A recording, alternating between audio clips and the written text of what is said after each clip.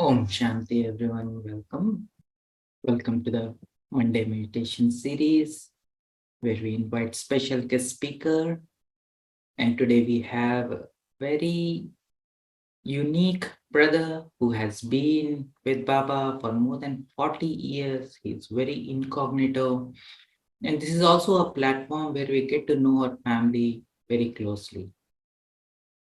So today we have with us Brother Elon. Brother Elon has been, he took Gyan in Trinidad, and originally he was very close to Didi, Mohini Didi, and he was very much sustained by Dadis and all the Didis. So currently Brother Elon resides in West Palm Beach. So without any further ado, I invite Brother Elon. Welcome, Elon. Bye. Om Shanti. Okay. Om Shanti, welcome. Yes. I came to be a Baba child 40 years ago and loving it. And my journey started in Trinidad. So one day while I was going to work, there was this one-way street which I passed to go to work. And while passing down the street, I noticed there was a green and white building on my right-hand side. But focus on my job, what I have to do. But each time I pass this building, I have a tendency of turning my head and watching it. I mean, it's not a beautiful building, it's just a building painted in green and white paint with a flagpole stick on it. And that's how it was, you know. But each time I pass, I watch it, you know. And this went on for maybe I say about 10 weeks or so, 8 to 10 weeks. And one day, a Friday, we did so well at work that our boss decided to let everybody go home early that day, and which was good on Friday.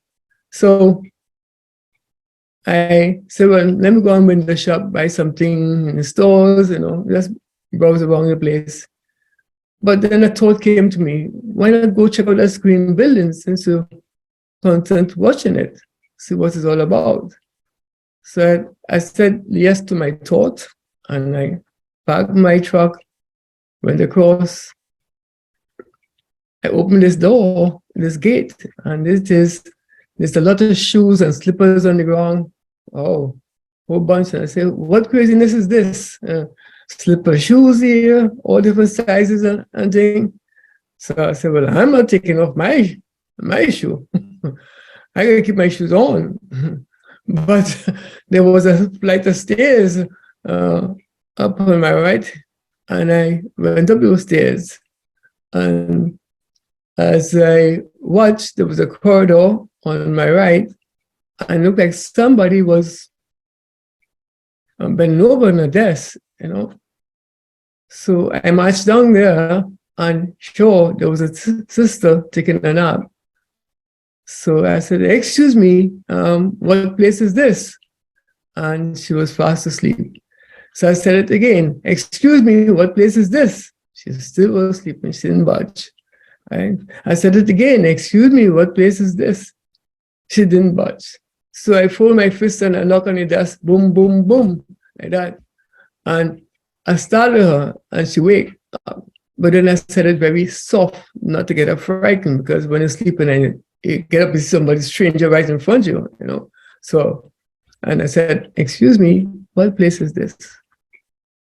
And she watched me straight in my face, I guess my eyes. And she said, we do yoga here. So I said, yoga? Mm-hmm. Now, in those days too, I used to be a modern dancer. So I know about yoga and dancing and things like that in position. So I said, well, do you put a foot over your head, you know, and tap your body in knots and things like that? She said, no, not that kind of yoga. I said, what kind of yoga instead? She said, she watched me straight to my eye again. She said, okay, turn around there's a door on your left. You go there and tell me what you see. So my shoes were still on. I didn't take it off. I marched down to the corner there. I saw the frame of the door frame. And I went right by the door frame and stand up. I couldn't go further. Something didn't push me further to go stepping further. I just stayed right by the door frame and I watched inside. It was dark. There was no light inside. I couldn't see nothing, right? Barely on the floor. There was something on the floor. I didn't know what it is, but I know there was something on the floor there. But as time passed and my eyes started making an adjustment to the darkness, I saw like an eye on my left-hand side watching me. So I want to know what it was inside there. This eye is watching me, a big eye is watching me. So I want to know, is the animal, who it is, you know? But eventually the eyes changed into the outline of a face, right? And the face changed into a picture frame. So it was a picture frame with a male face on it. As time go by, I get to know, well, that face, that male face, is Brahma Baba. Right? And I stare on those eyes, hook onto those eyes for a long, long while, just watching, just absorbing the eyes. Right? The eyes is not watching, and I just was dead focused straight. They could draw a ruler on me, straight, like a laser. I was in that eye. And after some time, I felt like somebody take a drop of water and just boom, hit me on my head. Now, the rain wasn't falling for that day. It was dry and sunny. So where does water come from? And the roof was dry, right? But yet, a drop of water hit me on my head. And with that now, it started to ripple down. From my head, it comes down, shoulder, all the way down my body to my toes. I said, wow, I never experienced that kind of coolness with water, you know. And young fellas, so in those days I used to play football in the rain, you know, bathe in the river water, ocean water. But there was something different about this drop of water. It was cool and soothing. And I said, I never experienced that before, you know. And it hooks me. I said, what is this? But at the same time, I still was focused on the eyes. I didn't move my head away from the eyes. And after some time, I felt very light, like somebody was just pulling me up, right? Like I was in space. There was no gravity. I was just going up there. Right? And then after when I catch myself, my feet wasn't touching the floorboard at all. Right? But in the room, I could see there was a white sheet on the ground. So that's what I was seeing. A white sheet on the ground, from a Bible picture on the left, and I just hooked onto those eyes. And I felt soothing, nice. And I never experienced that before. And as I know myself. And I just absorbed on that niceness, that coolness that I was getting. Like I was getting shower massage by this drop of water hit my head. And I felt very good with it, very good, nice. And after for some time, my feet came back down on the floorboard, on the ground, and I could move my legs, and I turned around and went back to the sister. I said, sister, sign me up for this Raja Yoga business. I want to know more about it. I want to know about this business. Sign me up, right? And sure, we make a arrangement to do the 7 days course, but I did it in 2 weeks because some days I came up too late and the center was closed for that time. But coming back to the theme of our picture, heaven, right? This was part of the difference there. That when I get the first lesson, I actually get to know the actual truth there. And she asks, do you have any question? And I said, no. Because from that first lesson, all the doubt and question I had in my mind about God and heaven and what I was raised to believe, that in heaven there was just a few people. But here I learned something different. There was more than just a few people, there were a whole bunch of them. Right? And this was the missing link for me, where my minister couldn't explain it, or explain it in a way that didn't make much sense to me. But here, as I came and take the course in Raja Yoga, yes, everything can click together. And I said, this is the place I have to be. And so that was my introduction of coming to Raja Yoga. I have a wife and two kids. They was young, and like on Saturday evening, which was family time, we used to bring them to the center, and they would sit quietly in the back, and nobody would believe there's two kids sitting in the back. They were so quiet, no noise at all. When he was going on, class was going, music playing, they was very quiet. Nobody would believe. The old mothers who behind there used to hold them, right? They never used to fret, quiet as a lamb, right? And when class was over, the old mother say, I'm taking these two kids home. You and your wife, you all could go home, but we are taking them. We will keep them for a week. I said, oh no. So that's how well behaved they were, you know. And so fast forward a bit. So there came a time where I get the opportunity to come to America, okay? And all the papers went smoothly. We came to America, and I settled in Florida, in West Palm Beach. And I heard there was a center in Florida, located in Tampa. So after about 2 weeks there in West Palm Beach, it was itching me that I want to go and see the center. I wanted to see the center. I was missing the center. Right? So I decided to take a drive up a Friday evening, a Friday morning, in fact. Right? It took me about 3.5 hours to reach up there in Tampa. So I think I reached there after lunchtime, maybe about 2 o'clock or so. So I had to knock on the door, and it was quiet there at the time. So I knocked at the door, and eventually somebody came and opened the door. That somebody is Sister Wadi.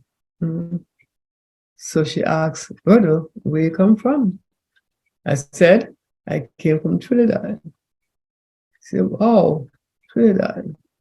And at that time, I gave up my introduction letter, which I got from Sister Hamlata. She gave me to travel with. And I gave it to Sister Wadi. She read it, and she said, my brother, come inside and sit down. Offer me something to eat, drink. So I went straight in Baba's corner, and I was glad to be there, to be back in the center, and it was nice and fine there. Later on that day, I met Brother Gyan, right? And his son, his family too. So it was nice. Spend the night there for class, and next morning I left to head back to West Palm Beach. So one thing though, when I was in Trinidad, when I left Trinidad, Sister Hamilton gave me a bunch of mollies, so that had me going, and mollies, and sustained me in my spiritual journey there with my mollies. So, and I think after a few months, um, Wadi came because I gave her my address.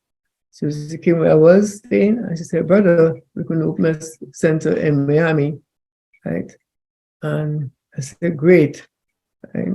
So when the center was open, it was about an hour and a half drive. So I go on a weekend. I carry the family. We went to the center, and we do Saturday and Sunday there, right? And that went on for some time also, which was lovely to be that close to the center. It was easier than driving to Tampa. But then after a few months, I think we had one open in Delray Beach, Brother Craig, run that center. He's there even today, right now. So even closer, that center is closer to where I'm living, right? It was just maybe about half an hour away from home. So it was good. So this is what happened to me. This is part of my journey and to meet Baba. Mm-hmm.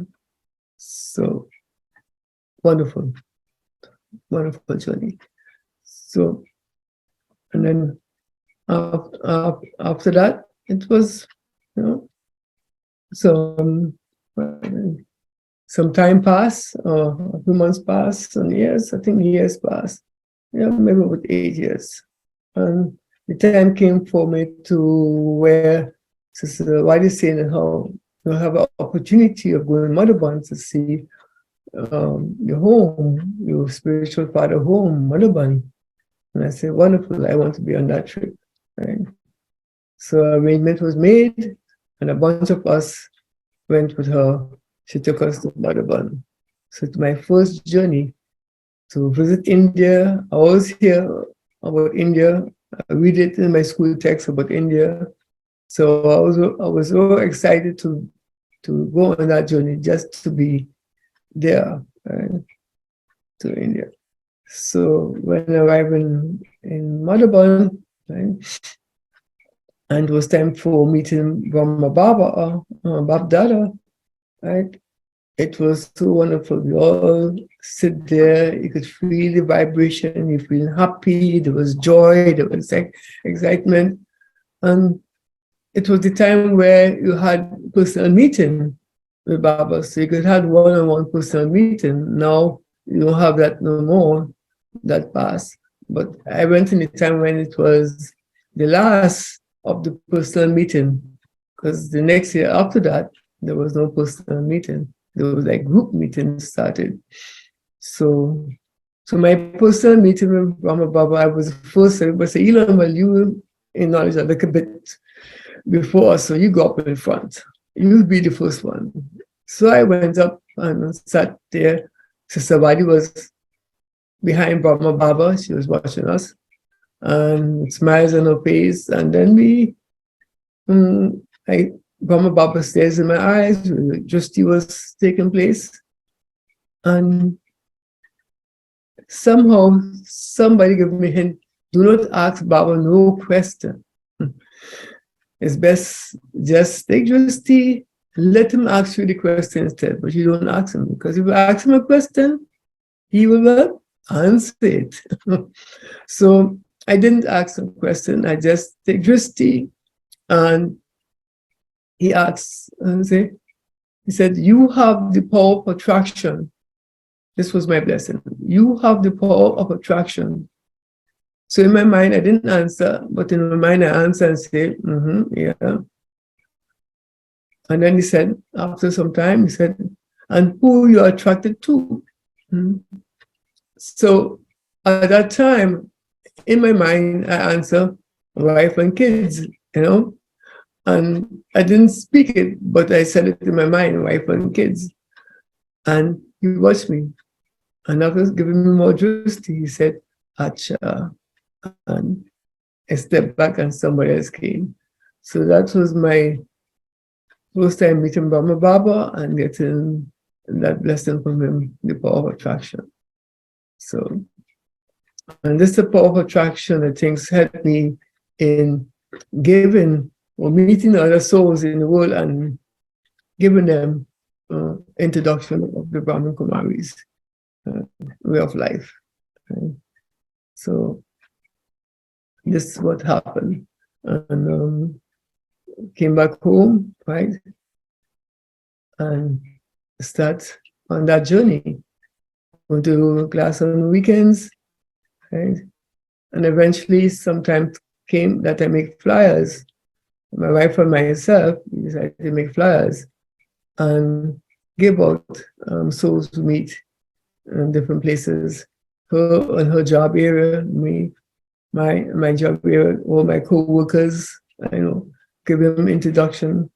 Some of them had hard times struggling with issues, either with job issues or family issues, and I would give them enlightenment of, hey, this is what happened, this is what's going on, and they accept it, and some of them won't say no to it, some say yes to it.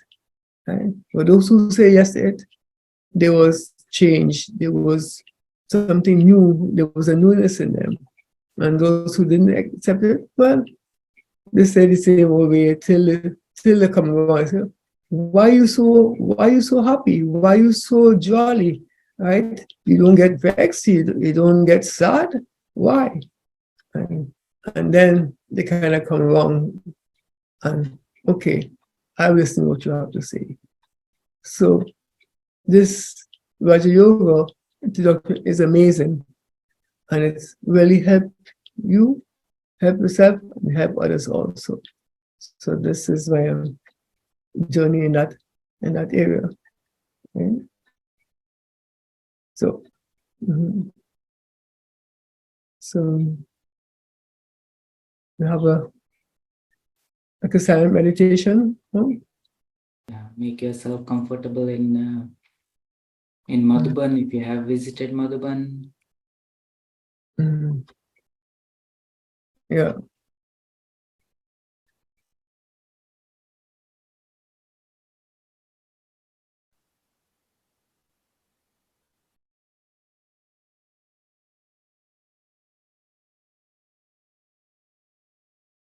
Remember the time you first met Baba.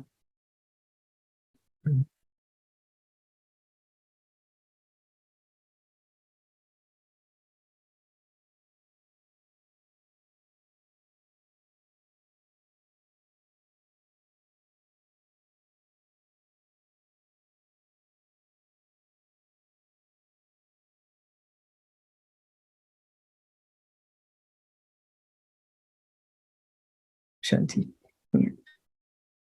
So my next part of my journey is what's up, I would say.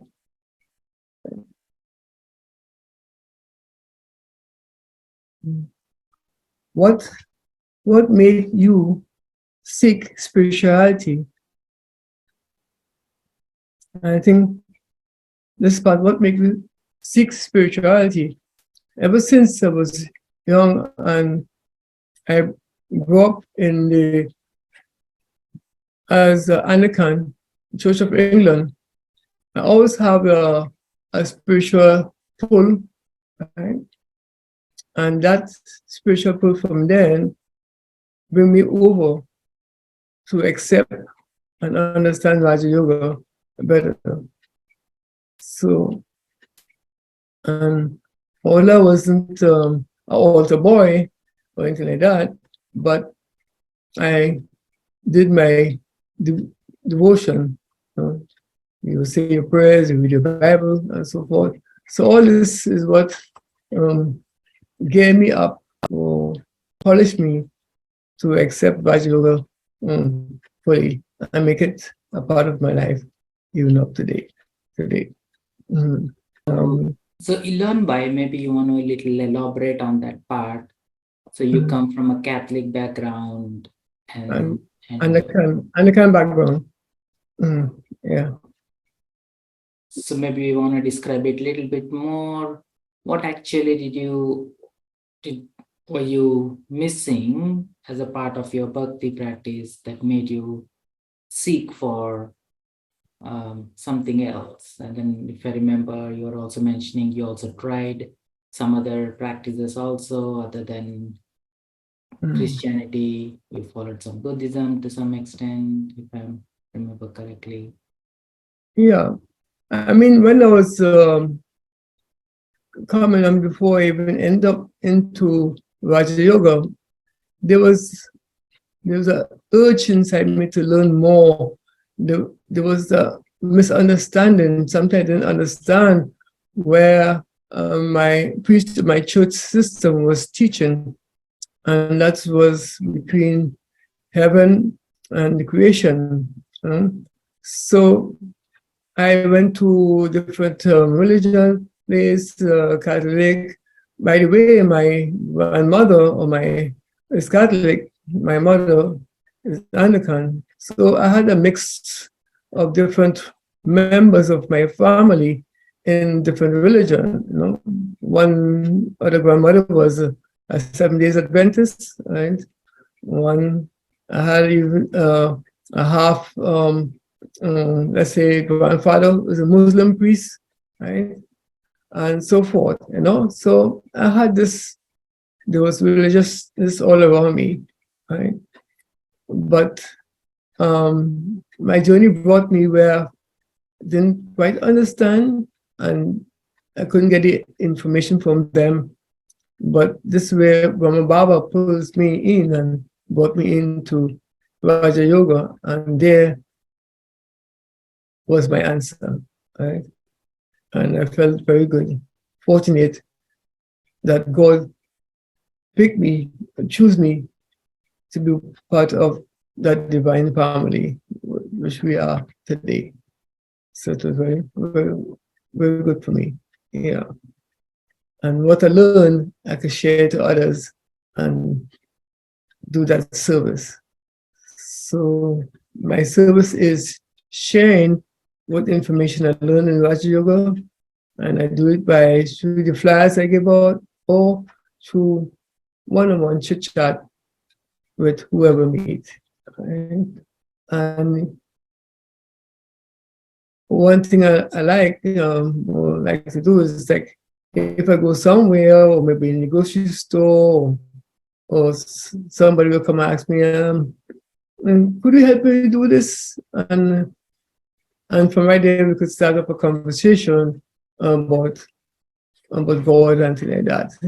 So it was very nice doing that. When I travel in plane and going on a trip, after settling down, I would get up and put 1 or 2 cards with my hand and I'd go and check out the other passengers or the flight attendants, in the back and introduce them. They appreciate it. So it was good, something new for them, and they accept. Say if you come across somebody from Catholic background or from other religious background, how would you, what would you tell that will resonate with them from your past experience? Okay, when I come across people with a Christianity background, right, I introduce them that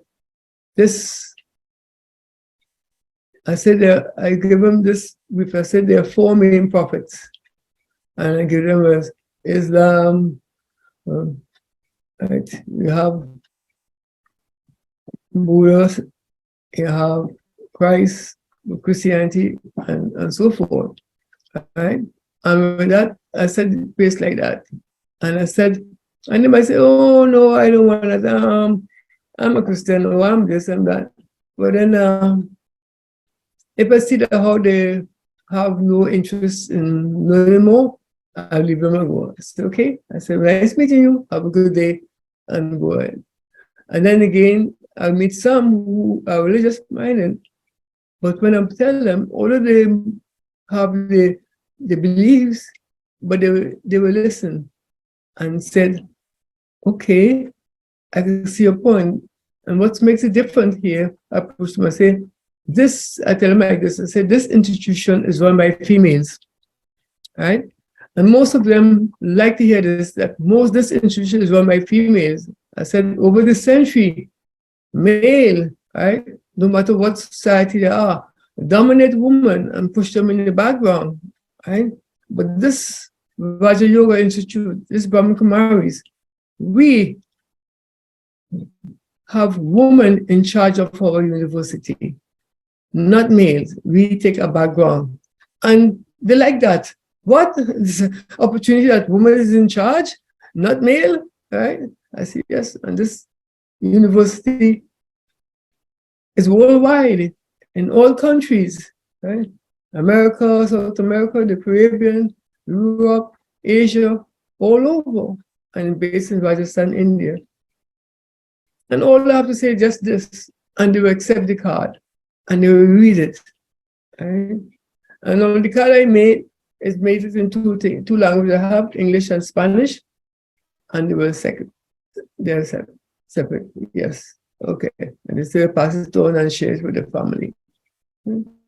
So this is my technique, that's how I do it. Right? And not always say yes, but those who say yes, they will, they will have that comfort, they will have that protection in whatever it is they're doing. And those who said no, not for me, I'm a stun, whatever religion they believe I'm stun that. I know deep down in that's how there's the one will be disappointed later on. And when that time come and God say, they might go to God and say, and this is what goes in my mind, they go to God and say, nobody didn't tell me that how God is here. Nobody tell me that God is coming. And they will get a thought. Do you remember that brother gave a flower and he was explaining what they told him? Not for me. Well, that's it. That was my helper coming to you to touch you. Right? That's intellect. So that's how I look at it. So, Anyhow, Baba has given you the power of attraction. So they will be pulled if they are really seeking for Baba. Yeah. Yeah, that's it. Yeah. Thank you. Yeah. So you recommend more meditation again? No, you want to share a little bit more and okay. All right.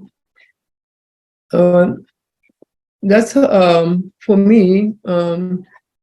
It works, and each time I share or meet someone and give them the information and give them knowledge about the Brahma Kumaris, right? It's like it makes me stronger. I get stronger, right? And this helps to make me stay on the path, that it's like putting a force field on me that negativeness could come and attack me. Or you will get a little pull here and there. But as long as the foundation is strong, as Baba said, it will rock, but it wouldn't shake. It will shake, it wouldn't sink. Right? It wouldn't move. The foundation keeps you there. So as long as you maintain in that link with Baba, right? And don't believe that you are teaching them. No. It's Baba teaching them using your body as his instrument to do his deal, it's his job. But all you have to say is hanji to it and go to work. So that's my take on it. Yeah, it's good. And it works. It works well good. It works well good. Yeah. So, yeah. But one thing I enjoy that each time I meet someone, I pull them over and give them introduction of Raja Yoga or the Brahma Kumaris. So I try not to miss no one. And for me, I notice the that all walks of life, they accept it, because people are hurting, people are hurting. And when they come and give them something fresh like this, they accept it, they accept it because they're hurting, they want it. They know what going through in the life hardship is not working for them. When they even come on the first work, there's, they're not happy. They're not happy at all. Right? So I'll say an incident. The one co-worker, he was a coach, right? And he had about 2 or 3 jobs he's doing. But when he'd go home, he would take it out on his family. He abused his family. And one day I pulled him over and I said, "What you're doing, this is not right." I said, "Don't do that anymore. I mean, your wife is working hard to maintain the house with the kids, and that's not an easy task. You stop doing your work and go home and mind your kids, and you see how it is. It's not easy, right? So your work might be hard, but her work is just as hard too, even more, because you have to take care of the kids and you too, right? You come like the biggest baby. So don't do that anymore." And when I give him points of Gyan, he understand. I say, "Okay, Elon, I will change. I will take it out of my family." Right? So it works like that. And these are the people that really need it, those who, so this way I work my magic, or Baba's work his magic, in fact, not me, but Baba. So it's good. Yeah. So every day I meet someone that needs something, right? So and Baba used me for that purpose. Yeah. So meditation now, or Now you continue? can go on for another 15-20 minutes, and then so you have. Okay. Okay. The next thing I notice that helps is, that, I mean, day by day, right? Is a part of what sustained me that in Rajago all these years, why it is I'm there, and don't like other things drop out. In school, I didn't really did good in grades in school, so, and I drop out. Or I reach a point where, okay, this is it, I can go further, right? And my lucky father say, "Okay, son, we spend X amount of money on you, you're not going further, let's get a job for you." So I say, "Okay, Pa, get me a job." So I get a job as to be a mechanic, right? And this was part of my livelihood of the body, to be a mechanic. But after working for cars for some time, I changed from cars into working on boat engine launches, motor launch. So the company I worked for used to operate motor launch in Trinidad, San Fernando to Point-a-Pierre, and we used to service the oil tankers outside at sea. So my job was in mornings to go down to the jetty, check out the crew, see what's going on there, and so forth. And those guys that comes out from the oil tankers to shore, yes, it was an opportunity too for me to meet them and also give them a flyer or talk a little bit of Gyan to them, and which was appreciated also.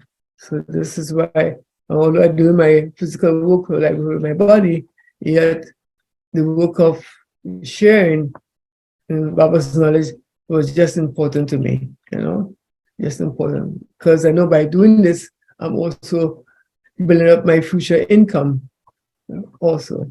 And so it's like a subtle income.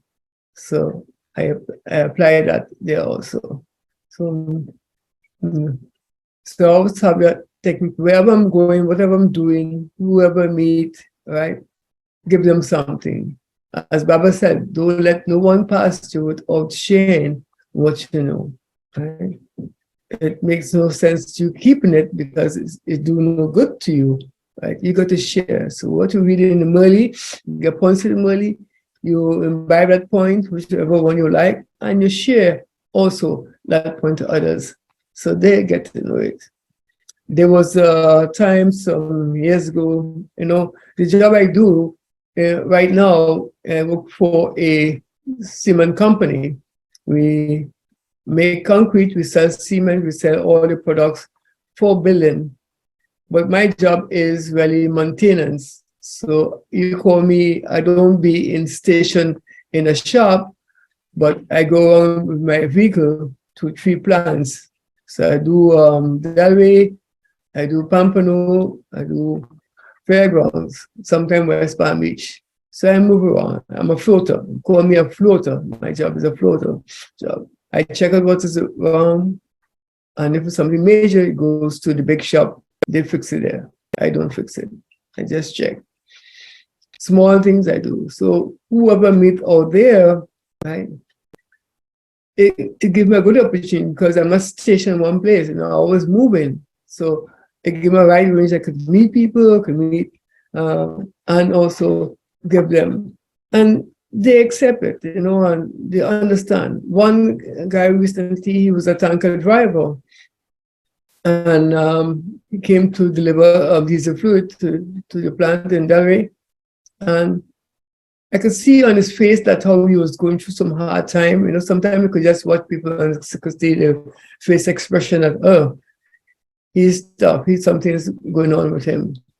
So I approached him, asked him, how life treating you? And he said he's going through a very tough time. We have financial problem, wife problems. And I gave him a card. I said, read it. What do you think about this? Right? Guess what I said? Read it. What do you think about this? He said, I like it. I like it. He said, could I have the card? I said, sure, it's yours. It's in your hand already. Right? It's yours. Right? Now he took the card and he went. About next month after he came back, because every 30 days we need to get diesel fluid. So he came back, and when he saw me, he said, Elon, before I drive my tanker wagon, I read the card. I read the card. I have it on my son's visor, and I read it before I crank this engine up to head on the streets. And I felt so good just reading the card before I take job. And I said, good. Then he asked me, he said, Elon, could I get the next card? I want to give it to my brother. I said, sure, right? And I give him a card too. And he was well happy, well pleased with that. And now, when I see him now, there's a joy in the face. He's smiling, right? He's no sad. He's all jolly. I said, that's how we have to live, all jolly mood. Yeah. So there are miracles happening everywhere. And I'm glad I'm part of it to serve in that way, that Baba using me to serve in that way, to touch people. Right? Yeah.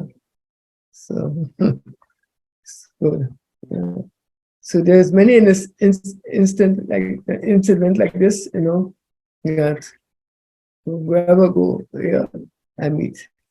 A couple of times I was in a Hoover, right? I meet a Hoover driver, right? And we had long chat inside the Hoover driver, So same way. And he said, okay, he said, I'm a Baptist, but what you're telling me is something strange, right? What Bible will you read it from? I said, no Bible. It says accurate, it's come from God himself. So I explained, and he said, okay, I will look into it. So he took the card, So it's, I approach anybody. I wouldn't say, okay, you, because of your different religion, I don't approach you. No, I approach everybody. But I talk to them in a way, I think, for them to understand. And I could understand, okay, whatever the faith is, the faith, as the faith, and I don't push them to take the card. No, that's not good. I offer it to them and I give them a brief explanation about our organization, what it's all about. And some of them say yes, and then some say no. And that's unexpected. You can't get it your way all the time or feel that everybody look they'll follow. No, that's not it. But Baba know who to touch and who not to touch. Yeah. So if Baba is the one who pulling my string, then it's good. That's sort of it. So it works in that way. And I feel good too. I get recharged. Right? Each time somebody change somebody from seriousness and they smile, you get recharged too. Yeah. So that keep me in Raju. That keep me to be a Brahmin all the time. Where else would I go? Right? There's no place better. There's nothing better outside there. You it have camouflage where it looks good, it might feel good, but it doesn't last. It doesn't last. You get disappointed. The only thing is to be a Brahma Kumari or Kumara. And this is what it's all about, right? This is the only now at this time in the cycle. This is where we belong to. Yeah. There's nothing outside there. It's just illusion. Just illusion. Mhm. Yeah.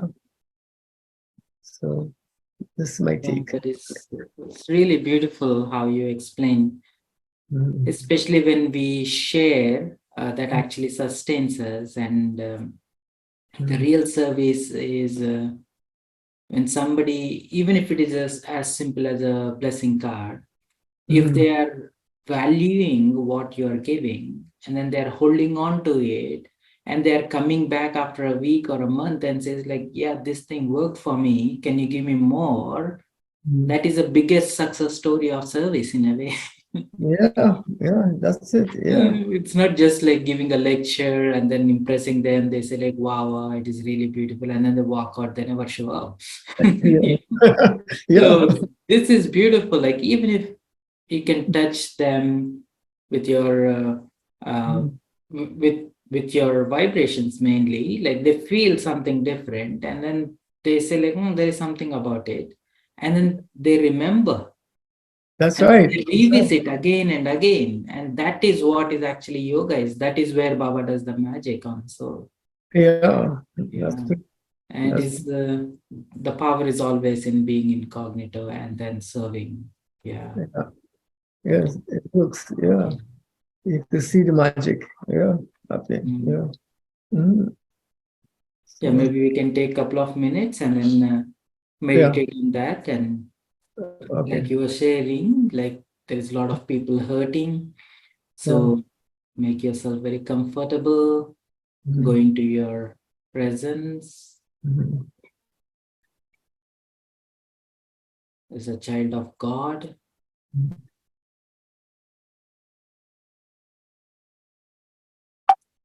being in the company of Baba,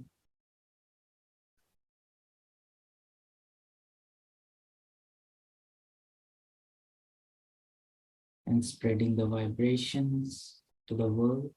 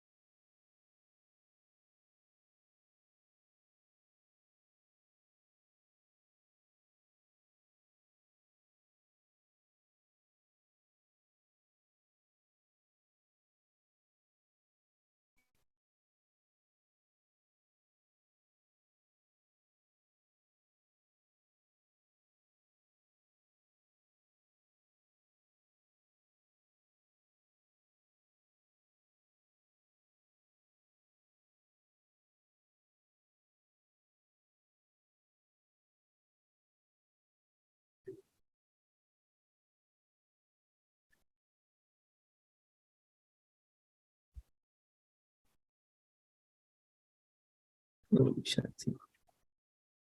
Yes. Mhm.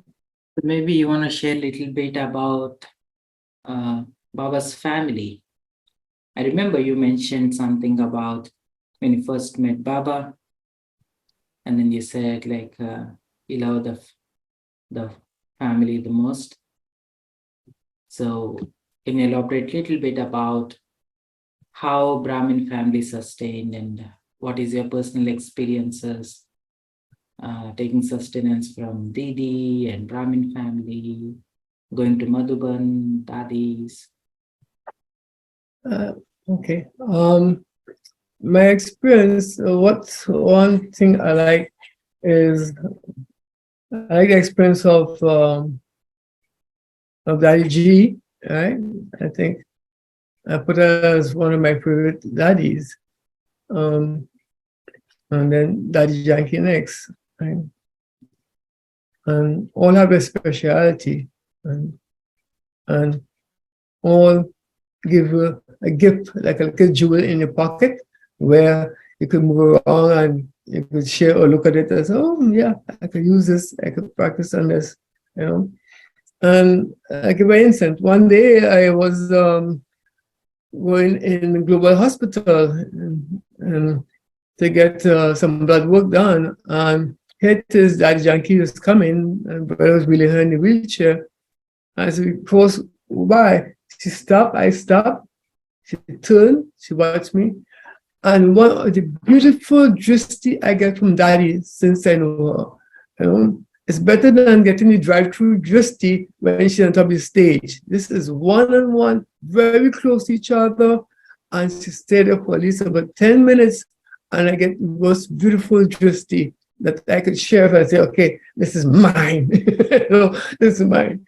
You know, and it was so good, right? It's so good. Even when I just think about it, like it generates back to me again. I get this gloomy feeling again come, you know, very good. And I enjoy that moment with Daddy. Just, oh, nobody around, just the brother who accompanied her and the sister. That's it. All four of us there. And I guess beautiful, Justine. There was a next time too. She was in Peace Village some years back, but Sister Janti was there with her also. And Sister Dorothy set up the room with tables, different tables. So we're doing the 4 o'clock meditation. I'm available, right? And the room, the table I sat at was the one closer on the left-hand side near to the window. So it was myself and this brother, he left the body, you know, Cham, was on this table, both of us. And we just saw like a shadow come to us. And guess who it was? It was Daddy and Sister Janti. They came and sat in our table for Amavela, and one of the most beautiful Amavela I experienced there in Peace Village with these two powerful souls. Right? Amazing, right? Amazing.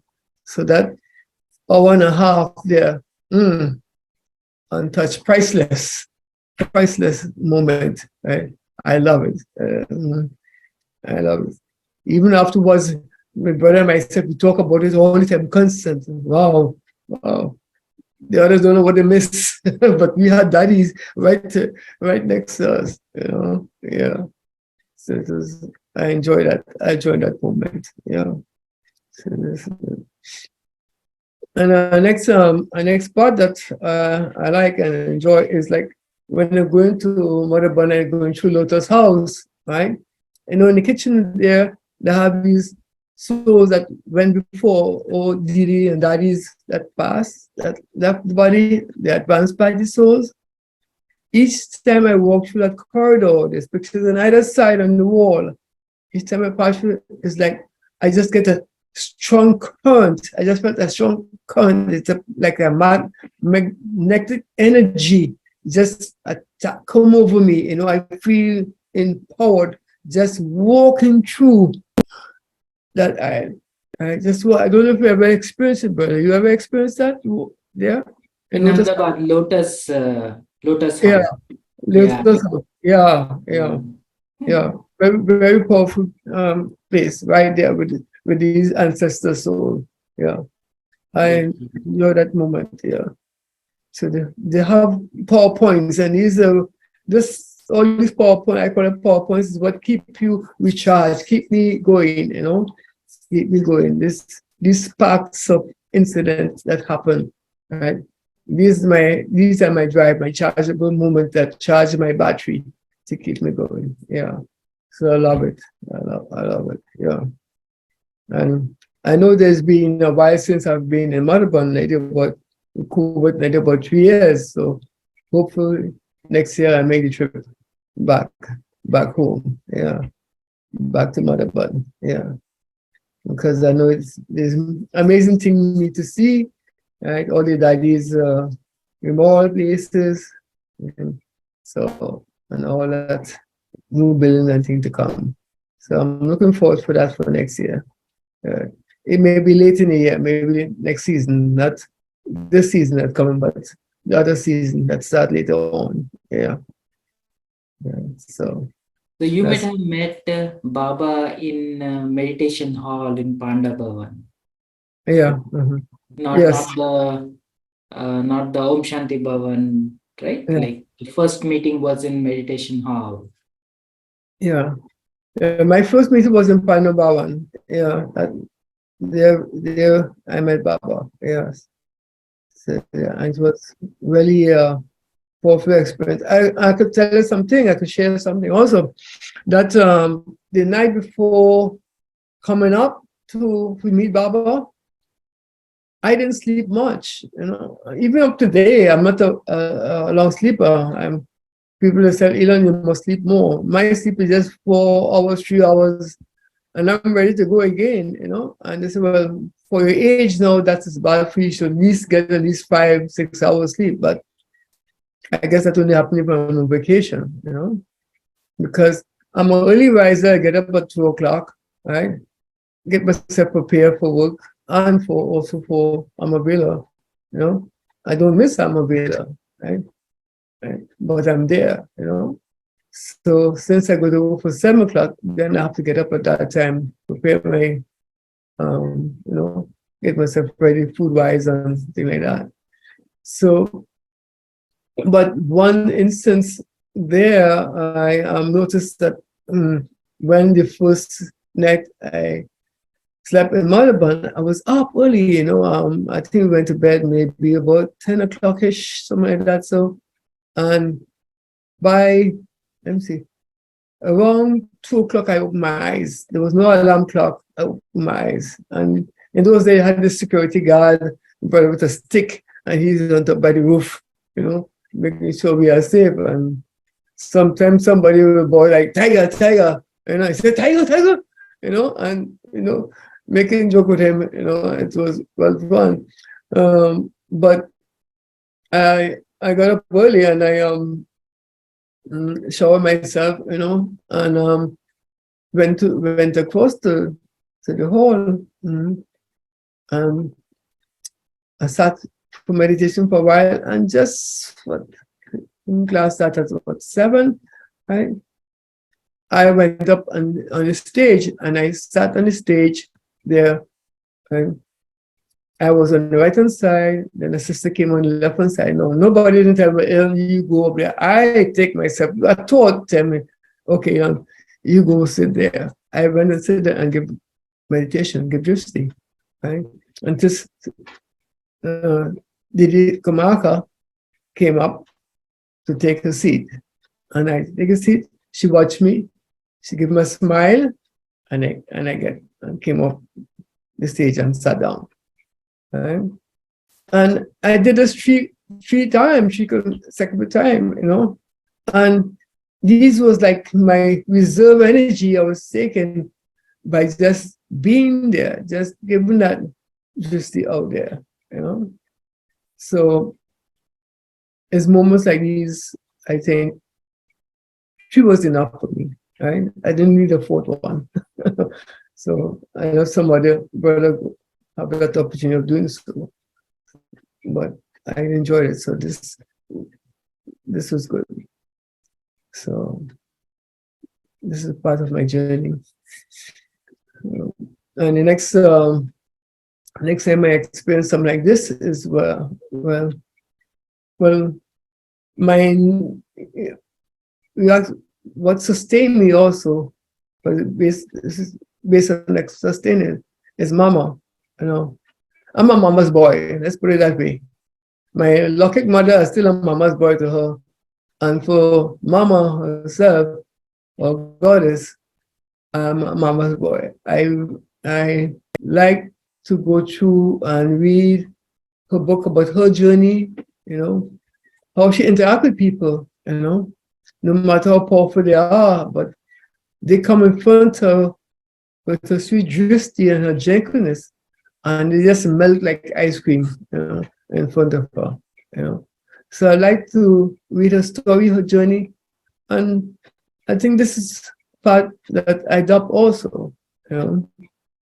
And those who know me to a point know I read Mama book, and I practice how she's carry herself, how she treat others, you know. I'm not there yet. I'm a way off still, plenty off still, but at least I have a focus, you know, that's for me to take part of what Mama journey is and adopt it. Adopt it. It works for me. Shanti. Mm. Beautiful, and Mm. especially when you are anything in specific mama's story that resonates with you. Uh, I like I like one part where that I like that when Brahma Baba called Mama to do something, she don't hesitate. She just do it. She just drop what she's doing, and whatever Brahma Baba tell to Mama to do, poof, she do it. Right? And sometimes I myself hesitate because I might get the thought to do something, and I say, no, let it. I do that tomorrow. You know, I drag my feet on it, and I notice that that is like a negativeness. This is where Maya works on you, you know. So now I'm trying to stop doing that. And when I get a thought, do something, what I'm doing, drop what I'm doing, and attend to it. And why I'm more concerned about that right now is because Baba said that how when the final days come, the final season come, everyone will get a touching. Some may have to leave one place and go to another place. Not all of us will go to Mother Bund. Some of us I have to go to different location in the planet, right? But the main thing is when you get that touching is to act on it because 99% of the time it's accurate. It's the accurate, right? And this is what I learned to do. Sometimes I'm working and I get the thought, well, drop that wrench, right? Go and do your traffic control, right? It's time for a traffic control, a break, take a spiritual break. And I does that. You know, and I feel good. So it's more listening to your inner voice and following what the inner voice tells you to do. Right? Now, don't wait for the second inner voice, because the second inner voice will deceive you, because that's the negative energy there. So the first inner voice is always accurate. So if you get the first inner voice to do something, snap and just drop what you're doing and do it. Don't say, well, later I'll do it. No, do it now. There. I don't care how busy you are, where you're going, just do it. That's how I practice now. When I get it, that becomes more powerful for me. That is the right, that guide me. That's my guidance. And sometimes it saves you from danger also. And I put it in a growth form. There was a time I was doing driving, and I get the thought, Elon, let's pull aside. Don't go. You know, those who know me say, Elon, you're a fast driver. You're a crazy driver, but I drive, right? But that day I get a thought, stop, don't go, slow down. And when I slow down, right, very slow, under the speed limit, there was an accident happened, just happened. A truck ran across and hit the next one, and there was a craziness, right? That was my protection not to go there, or I really mix up in it. So I always use that method that what it was to tell you to do, you act on it, but don't follow the second and third, because the second comes to deceive you, make you feel like it was the first one, and the third now fight against each other. So therefore, you lost. You don't know which one. You have three of them to choose. Which one? Right? It's like a maze. You get all tangled up. So, but learn to follow the first one and act on it one time, and I think you'll be safe. You'll be okay. Right? Right? It's not 100%. I can't say it's 100% proof, but I say 90% of the time it works for me. Mm-hmm. It's beautiful. Yeah, you're very right. Mm-hmm. Like, especially when your first instinct is Mm-hmm. where you really get it, because you're not consciously thinking about it. No. When something out of the blue, some thought Mm-hmm. comes, it definitely not your thought, and definitely most likely it is Baba who is guiding us, or our destiny trying saving us from unwanted. Yeah. Your protection, our protection. Yeah. Mm. No, it's Yeah. very beautiful how you translated how, because Baba was in there, Sakar. Baba is telling, do this. There is no Mm. confusion there. Yeah. And now it is more subtle, and we need to learn that skill of Yeah. picking the signals. That's right. Because Baba, Dadis, everyone is there in a subtle form and guiding us in a subtle form. We need Yeah. to learn that skill of listening to that Mhm. subtle voice, and acting on that. Yeah. Yeah. And it needs a lot of power to discern, and power to figure out, is it, I mean, of course, too much analysis will kill the voice. That's right. Too much analysis will kill the whole Yeah. point. And then Mhm. you have to follow through. And definitely, I think that's where, when we stay in that subtle presence, and that subtle voice will act, and also at the same time it also gives us strength to act on it. Yeah. That's Yeah. beautiful. That's Yeah. beautiful. Yeah. Wonderful. Yeah. That's Mm. yeah. So anywhere else that you find yourself at home, Peace Village, or any other place other than Panda Bhavan, that you find yourself at home? I in in the past I used to love Gyan Rover, right? And I like to, whether it's there, I like to stay there, you know. And I like to visit all the way on top where the center is, on the ladder, the winding ladder area, and there's a that hot bubbles hot on top there. I like to be there. Yeah, I like to be there. It's quiet, it's peaceful, right? And you hear the stillness in the atmosphere, right? So that's one of my favorite spots to be there, right? Um, the other one is a little dome bell area. I like to be there also. Right? And of course, we have Baba's Rock. One point, yeah. But it's nice. Yeah, yeah. I like it. Yeah, and I miss it because for the COVID time came, I know couldn't travel, couldn't be there, and it's coming to nearly 4 years now since I haven't been back home. But want to make the trip for next year. Yeah. So, So I see Natasha Ben is also here. I would like to see if she has to share anything, being in your company, and Sister Natasha. Om Shanti. Om Shanti. Yes.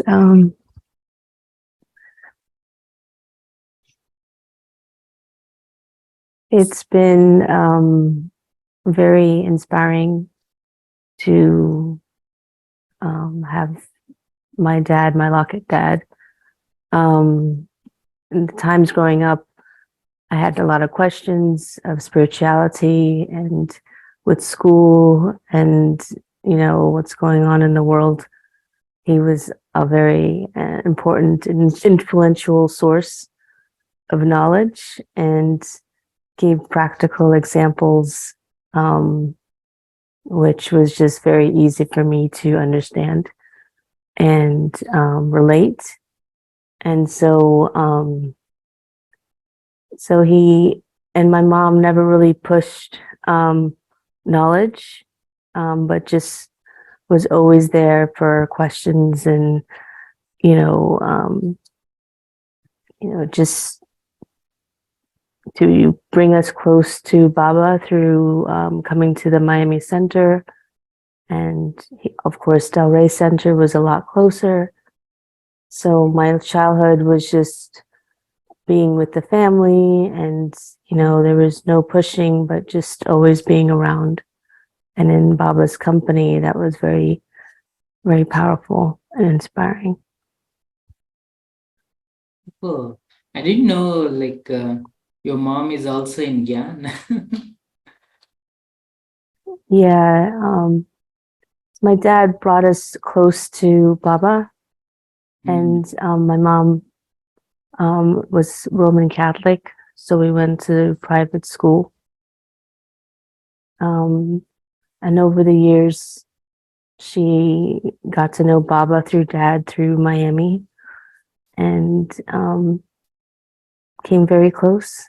Was a BK. So she's a very passionate person about Jesus. So the passion of Jesus went to Baba. So so she's just very very happy, and just listening, very quiet, but jokey and subtle. So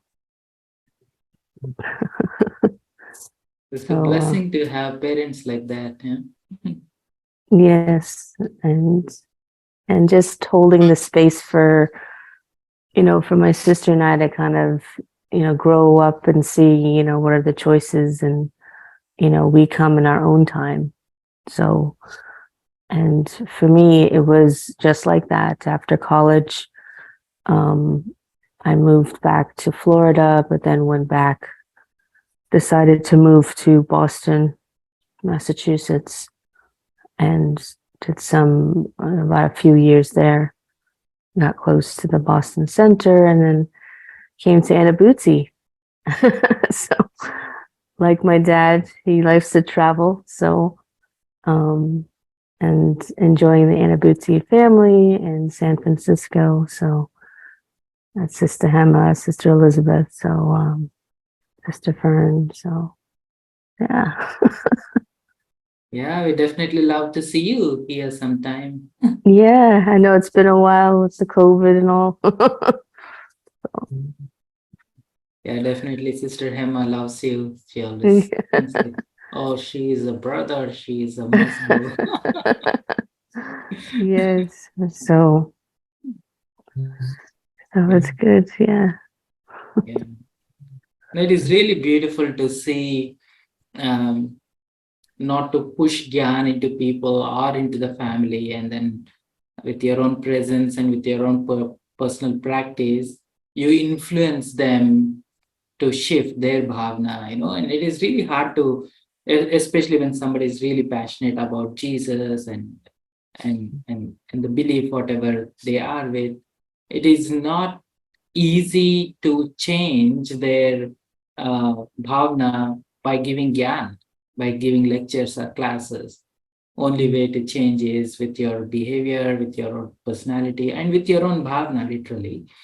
And especially holding that space for them, and then let them feel the vibrations and take it a little closer to Baba, and then that passion that they had brings them very closer. And especially it is really validating to hear from their own children that this works, and especially when it is lasting for decades together and still going strong. It's a testament Yeah. of youth. Yeah. Yeah. So true. Yeah. Yeah. Thank you very much, Natasha Ben. Thank you. Thank you.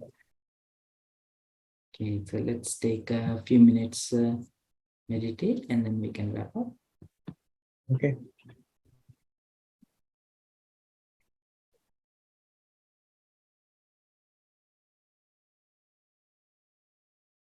Make yourself very comfortable.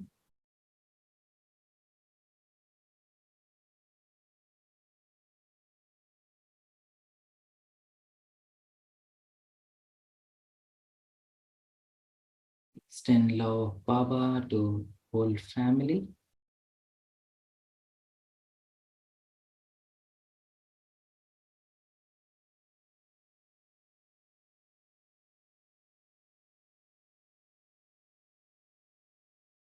Both Laukik and Alaukik.